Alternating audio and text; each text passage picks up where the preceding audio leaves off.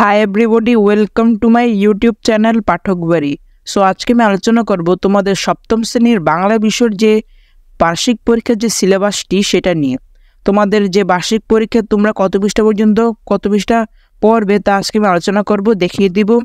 So শুরু করছি। শুরু করার আগে তোমরা যদি আমাদের ইউটিউব চ্যানেলটি নতুন হয়ে থাকো, আমাদের ইউটিউব চ্যানেলটি সাবস্ক্রাইব করবা এবং পাশে থাকা বেল আইকনটি প্রেস করে দিবা।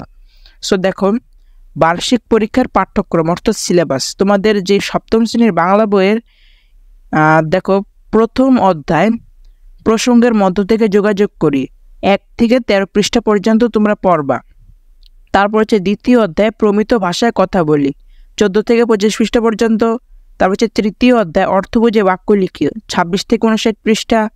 তারপর হচ্ছে চারপাশের লেখার সাথে পরিচিত হয় তোমাদের বইয়ের চতুর্থ অধ্যায় 60 থেকে 61 পৃষ্ঠা।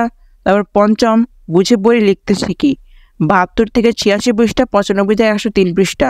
তারপর হচ্ছে ষষ্ঠ অধ্যায় সাহিত্য পড়ে লিখতে শিখি 117 থেকে 135 পৃষ্ঠা পর্যন্ত, এবং তারপর 154 থেকে 162 পৃষ্ঠা পর্যন্ত তোমরা পড়বা। সো দেখো, মূল্যায়নের কাঠামো তোমাদের মূল্যায়নটা কিভাবে হবে। সো তোমাদের শিক্ষণকালীন মূল্যায়ন হবে 30% এবং সামষ্টিক হবে 70%। অর্থাৎ তোমাদের যদি 100 নম্বরের পরীক্ষা হয় সেখানে 30 নম্বর আসবে শিক্ষণকালীন মূল্যায়নে এবং সামষ্টিক মূল্যায়নে হবে 70 নম্বর।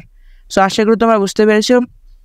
আমরা পরবর্তীতে অষ্টম শ্রেণীর বাংলা বইয়ের যে সিলেবাসটা সেটা নিয়ে আলোচনা করব। সো এইসব ভিডিও পেতে তোমাদের অবশ্যই আমার চ্যানেলটি সাবস্ক্রাইব করে রাখতে হবে এবং পাশে থাকা বেল আইকনটি প্রেস করে দিতে হবে।